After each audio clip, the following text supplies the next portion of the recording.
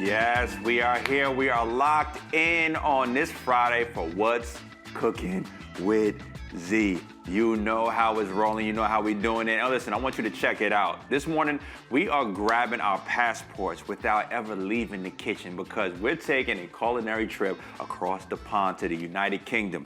Now, I know what people think of when they think of British food. Sometimes they crack a joke or two, but let me tell you something. Britain has been putting together some iconic food pairings for centuries. I mean, these are dishes built on comfort, tradition, family gatherings, pub culture, and good old-fashioned hearty eating. Now, what's fascinating is that many of these pairings weren't created by celebrity chefs or fancy restaurants. They're actually born from working-class communities and family kitchens. So these are meals designed to warm you up on a cold, rainy day, fill your stomach after a long day of work, and also bring people together around the table. So this morning on What's Cooking with Z, we're celebrating 5 classic British food pairings that have stood the test of time. And so we're gonna start it off with the heavyweight champion of British cuisine, fish and chips. Now, this isn't just a meal in the UK. I mean, it's practically a national treasure. We're talking about flaky cod or haddock dipped in a light batter and fried until golden and then crispy, paired with thick-cut chips that Americans would usually recognize as steak fries, which is my favorite type of fry, just to mention. Anyway, to kick it off, fish and chips, let's have at it.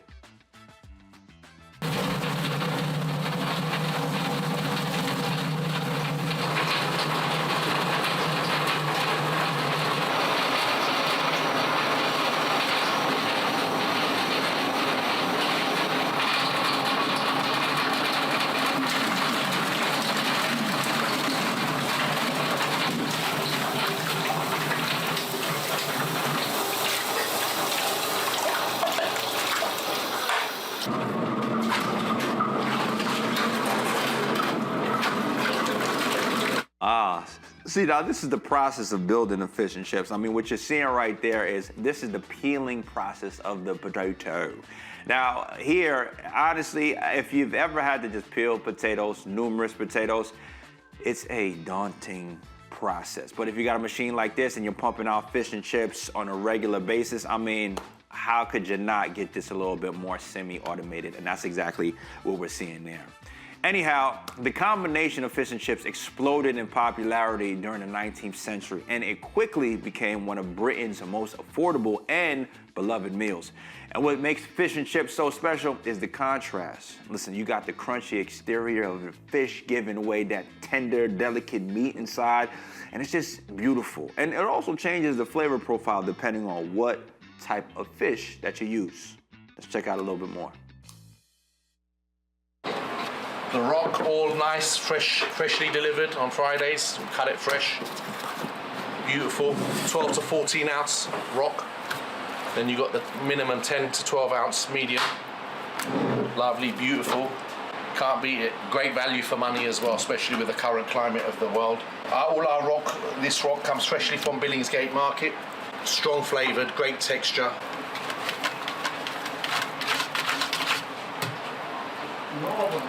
Okay, freshly hand whisked batter. Now I'm not gonna lie, that rockfish, that cut of fish specifically, it is very meaty, it's very dense, different from like a cod or a haddock. Rockfish are one of the the trifectas right there, the big 3, if you will, between rockfish, cod, and haddock when you're getting fish and chips in the UK. Now, when you look at that rockfish right there, this is the one, honestly, when I make my way over to the UK at some point, I'm going to go with this one first because it has the bone in, right? And you see that bone, that fish bone directly down the center. What I've noticed, and if I'm not mistaken, I would feel like it's the same thing when you're talking about fish as well.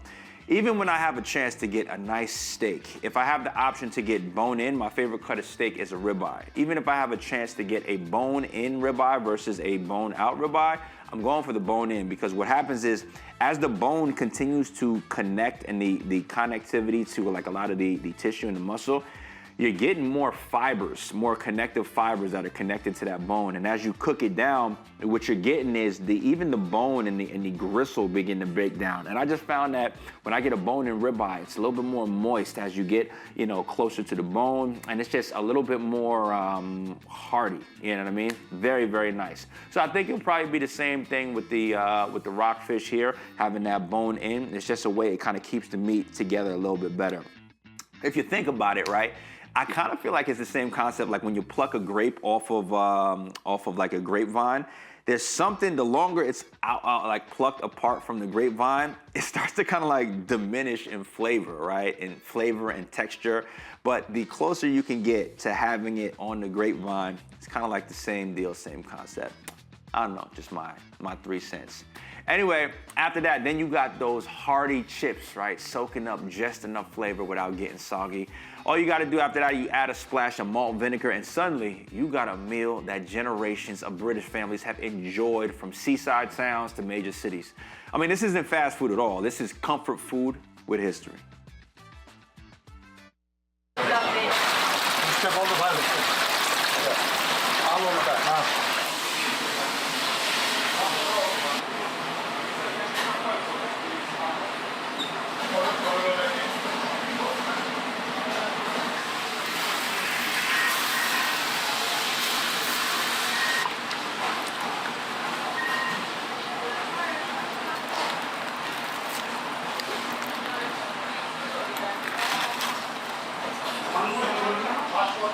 Ooh, that's nice right there. Okay, now, just my 2 cents on the fish and chips. Am I throwing malt vinegar over my joints? Not too sure. But what I'm getting at is, why the vinegar? Well, the reason why it could potentially work, and probably why it does work, is because fish and acidity goes really well together. And the reason I say acidity is usually the acidity comes from lemon.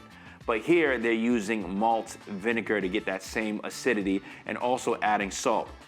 As we spoke about in the top of the show, when you're talking about UK food, it's not heavily spiced and seasoned. So there were some generous amounts of the salt shaker that were applied to the fish, and then along with the malt vinegar there to give it that acidity. For me personally, I would still rock with the salt, but I'm more so gonna lean with my fish towards lemon. That's what I've known, that's what I've kind of come across. If I'm in the UK though, when in Rome, do as the Romans. Another thing you're gonna notice on the right-hand side, it's like, what is that green thing, right? So they serve fish and chips frequently, anytime you get it, with literally mashed peas. All it is just, it's just peas, it's just mashed peas. And they do a light mash on it, so you get some peas that are like kind of fully whole. Specifically, these peas, I feel like the peas in America, they're not that green. I'm just saying, I don't know. This feels like it's very like gamma ray, Hulk green. I'm like, yo, your peas is kind of growing over here. Glowing, I should say. But, neither here nor there. And then, of course, you got your tartar sauce. So, I don't know. For me, I also enjoy when the fish itself is also seasoned. So you can do that a couple ways. You could either season the batter, or one of the dredge before. It's like a double dredge. You kind of coat it once, and then you can have that season, and then you coat it a second time. It don't seem like a lot of this was happened here, but again, if you're in the UK, when in Rome, my take is do as the Romans. I would give it a try, and then season to taste after that. Fish and chips, still looking good. Rockfish, that's the fish of choice. At least that's what I'm going with. Anyhow, we're gonna keep it rolling, because next up we've got bangers and mash. Now, first of all, you got to love the name, right? Bangers, so bangers refers to sausages, and mash is mashed potatoes. But don't let the simplicity fool you, because this dish is a superstar in British pubs and homes alike.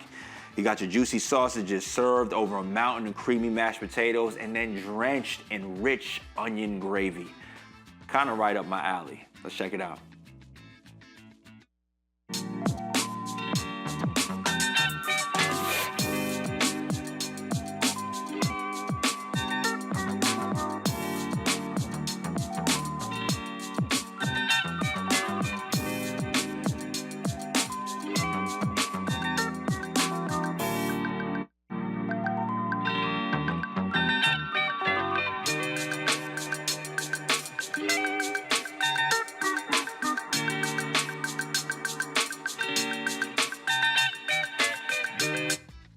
Interesting, interesting. And listen, you know, in this process, I mean, there is one thing that I would switch, and this is specifically in the early stages. This is the order. So, of course, star of the show in this dish, your sausages and your mashed potatoes. Now, when you're talking about the sausages, listen, that's just about sourcing, unless you're gonna go deep and prepare your own sausages, which is a process. Honestly, I've seen numerous cooking shows and done a lot of cooking on my end, but the making of sausage is one that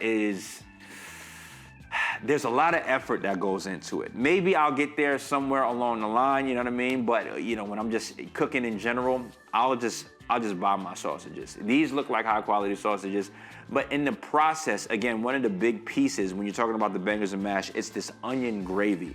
Now in the process here, they sauteed the onions. You leave in the same pan, right? After you saute your sausage. They added the onions, they added some garlic. What happened was they put in flour first, then added beef stock. I would reverse that. Why? When you add the flour in first and then the beef stock second, you have these clumps of flour because you added it basically to dry onions, or essentially it doesn't have enough moisture in it, even as the onions just reduce and begin to caramelize.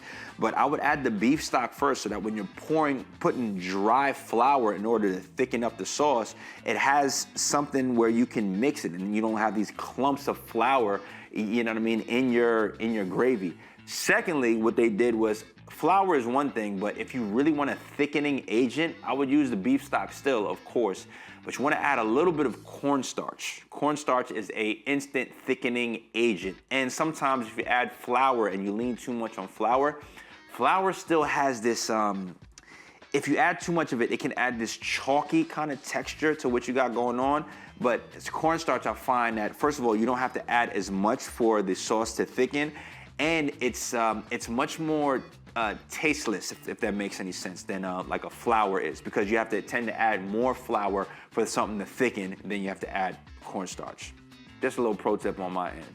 But anyway, honestly, this pairing is the definition of comfort, right? You got the savory flavor of the sausage, the buttery smoothness of the potatoes, that silky gravy, just tying everything together. And that's the kind of meal that makes you just want to take a nap afterwards. Come on.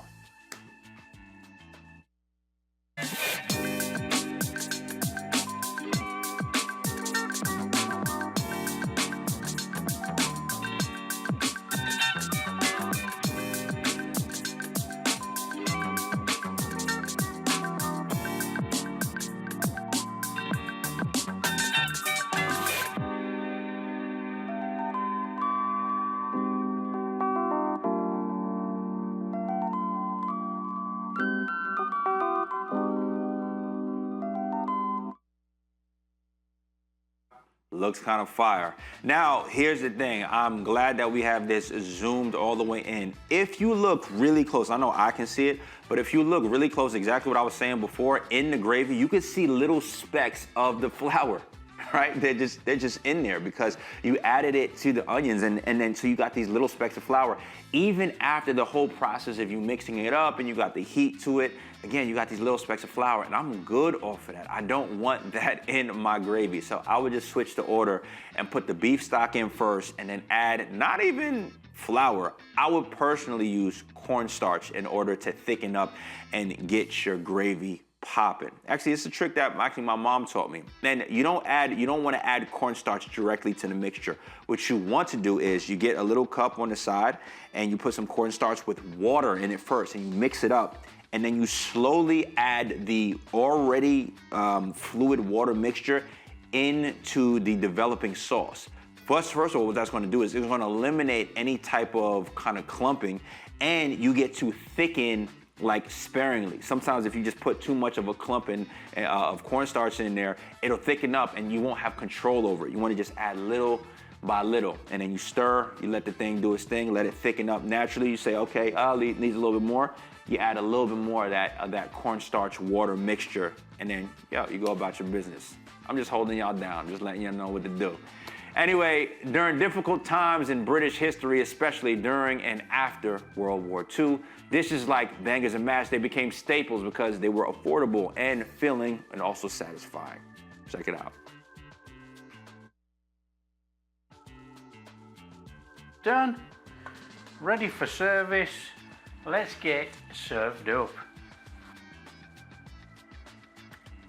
Oh, on there with some mashed potato. A nice mashed potato base. Get it on there. Oh, just stack our sausages up. On there with some onion gravy. Look at that. Oh, that is superb.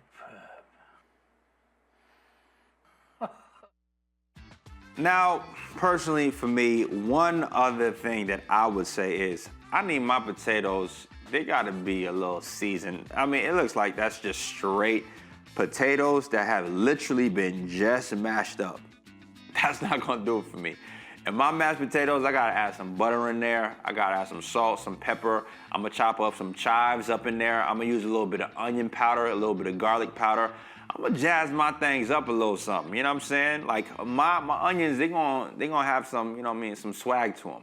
That's just me. I think it's gonna add to the overall dish if I'm preparing it. But again, if I'm in the UK, when in Rome, look, just give me what you have and then I'll add salt or whatever I need to taste afterwards. Anyhow, we're gonna keep it moving and let's move on to what many consider the crown jewel of the British Sunday dining, which is roast beef and Yorkshire pudding. So if you've ever heard someone mention a traditional British Sunday roast, this is the centerpiece. Roast beef cooked until it's tender and flavorful, served alongside Yorkshire pudding. And despite the name, Yorkshire pudding is not a dessert, all right? Let's check out the beginnings. Sides, Episode 2, the Yorkshire pudding.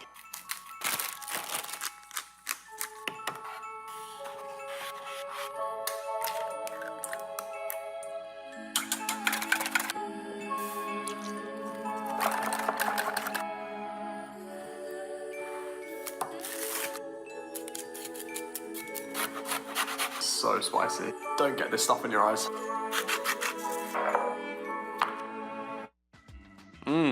So he's beginning to prepare the Yorkshire pudding, right?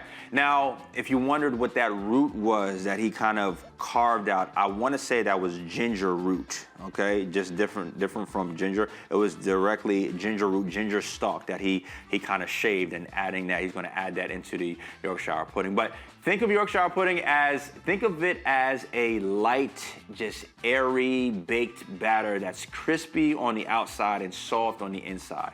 So it puffs up beautifully in the oven and is specifically designed to soak up all of that glorious gravy from the roast beef.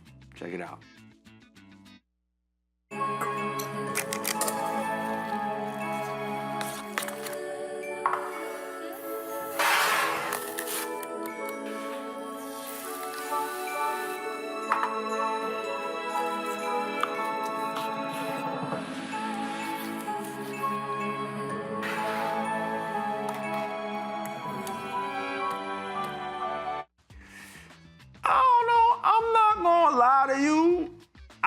Listen, I'm a medium steak guy. That's me. I'm medium steak. That roast beef though, it looked like a little bit, little rare for me. I'm a little more of a braise on that. But that's just me. I wouldn't even mind if you slice that joint, you know what I mean, and just like do that on the broiler real quick for me, you know, just to get a nice char. Anyway, listen, roast beef and Yorkshire pudding. And honestly, this pairing is deeply tied to British family culture. Sunday roasts are about gathering together, although church, sharing stories, and enjoying a meal are at the center. You know, that's what makes it feel special. So it's the British equivalent to those Sunday family dinners that many of us grew up with. You know, the beef provides the richness, the Yorkshire pudding absorbs all the flavor, and together, they create one of the most iconic dining experiences in the UK. I'm going to show you the secret of the best Yorkshire puddings that we make at Hillary's Beach Club. Preheat the oven. Add oil to your muffin tins. We like to keep it simple. 4 ingredients: eggs, flour, salt, milk. Blitz that up. Is it smoking? Yeah, they are. Chuck the mix in. We cook 12 minutes on a high heat. Then we drop it to a low heat for another 12 minutes. We make hundreds of these a week. Make sure you get yourself booked in. See you Sundays at Hillary's Beach Club.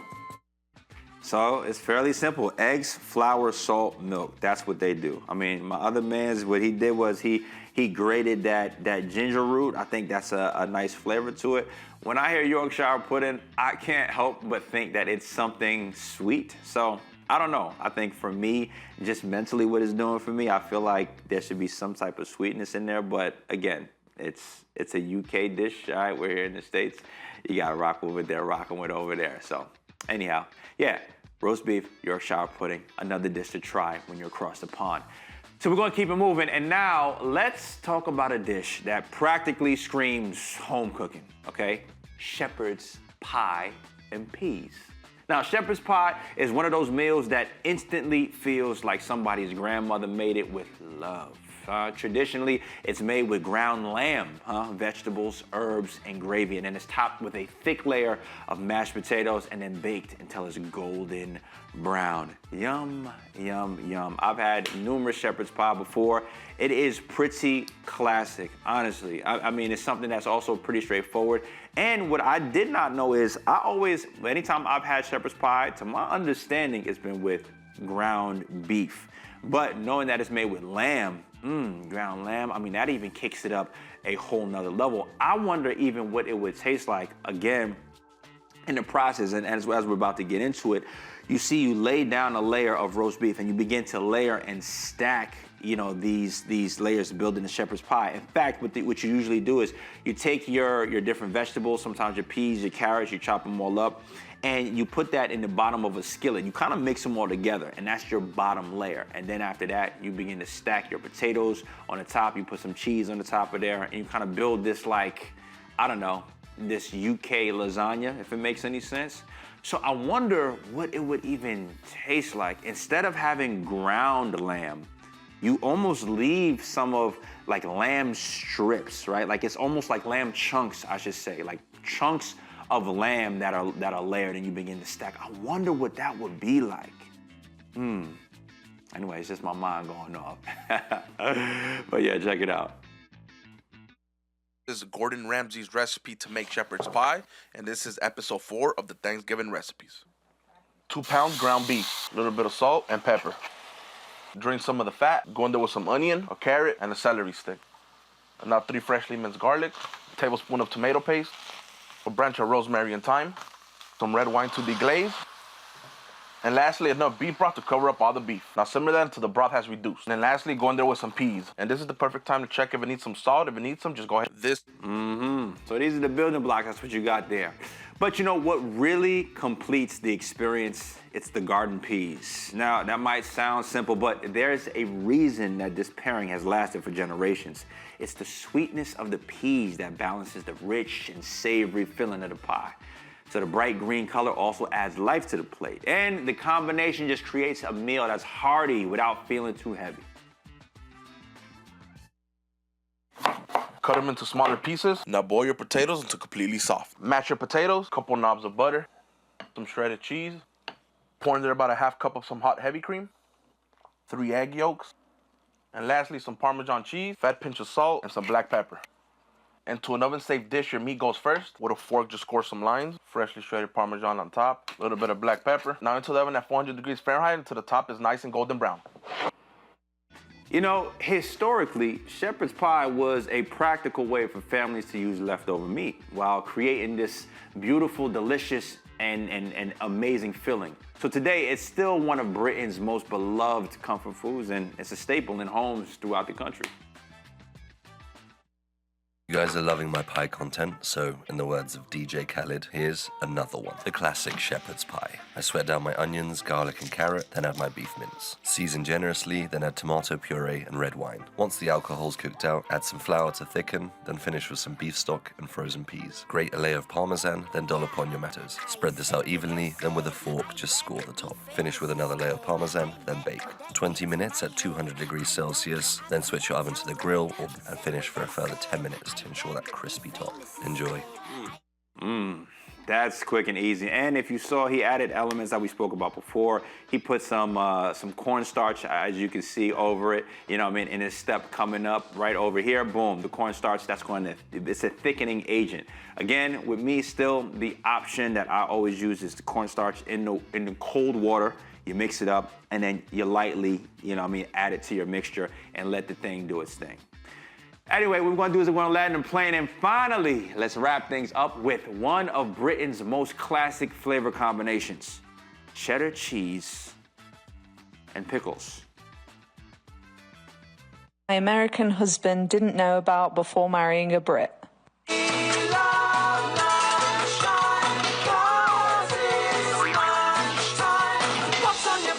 Cheese and Branston pickle sandwich.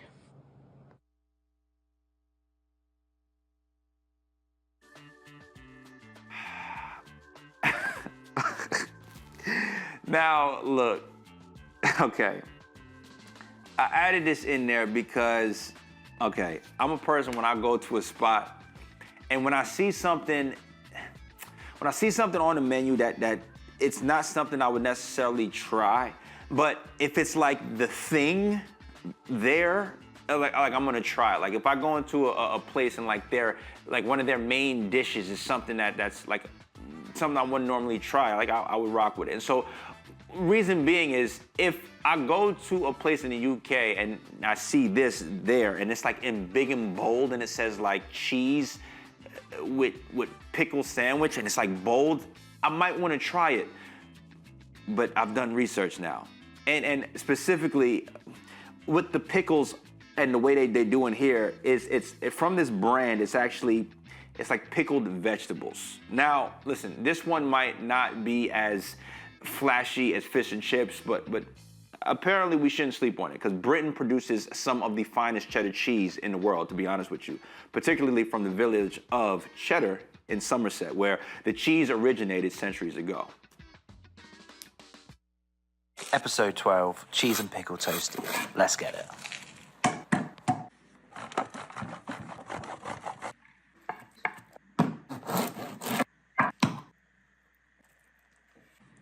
The recipe for this is in the description. Thank you. See, now this one, okay, cool. Like, I might give this one a try just because there's more stuff, but I don't know. There's just certain elements about this version that this chef made. I mean, of course, he's using sourdough bread, which is a fantastic bread. That's amazing. But then it's just that pickled vegetable thing. But again, you're coming with the cheddar cheese, and you got to figure the cheese is probably amazing. It's creamy cheddar, with tangy pickles of the famous Branston pickle relish, and then I guess you got one of UK's most beloved combinations. So you often find it featured in a traditional ploughman's lunch alongside of bread and butter. But hey, now about that pickle relish, let's see a little bit more about exactly what that's about.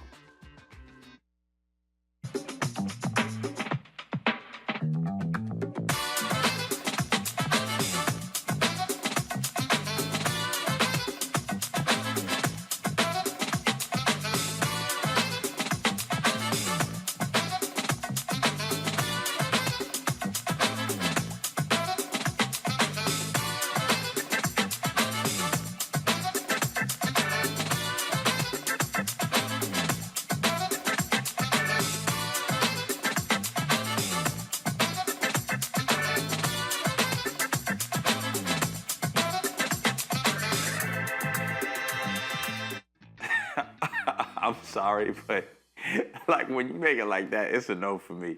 I'm gonna just be honest. I'm sorry. Anyway, look, I guess what makes the pairing work so beautifully is the balance, right? It's the richness of the cheese meeting the sweet, tangy bite of the pickles, and then it creates a flavor. I don't know. That's both, simple and addictive, according to them. But it's been a pub favorite for generations, and it remains to be one of Britain's most recognizable lunch offerings. So, I don't know. If you're a big pickle fan, listen, why don't you just, instead of using bread, just use a whole pickle? I guess. Black pickle witches with new pickle sandwich options, pickle chips, and a new pickle ranch. So let's try all this pickle madness for the first time. This might be the cutest boxed lunch I've ever seen. This is the triple pickle meal for $8.49. So the Pickle Witch is made using 2 hollowed out pickle halves. I got the new tuna option because I love a good tuna salad sandwich. And tuna naturally goes with pickles, right? This actually feels more like eating a hot dog. Wildin'. Yo, people just doing anything nowadays. But whatever, to each his own. Honestly, these British food pairings, they're built on tradition, right? They aren't trying to be trendy. They're not chasing social media. They're dishes that have survived because people genuinely love them. And, you know, if you're out there, you got the fish and chips, the bangers and mash, the roast beef and Yorkshire pudding, shepherd's pie and peas, cheddar and cheese with the pickles. I mean, look, these meals, they tell stories behind British fishing towns, farming communities, family tables, and pub culture. So they're reminding us that sometimes the best food isn't the most complicated. It's the food that brings people together. So if you're in the UK, you got some options to try now, and you know how we do it. Whether we're in this town or another, we make the left and the right. We keep going straight down Flavor Town. See you next time on What's Cooking with Z.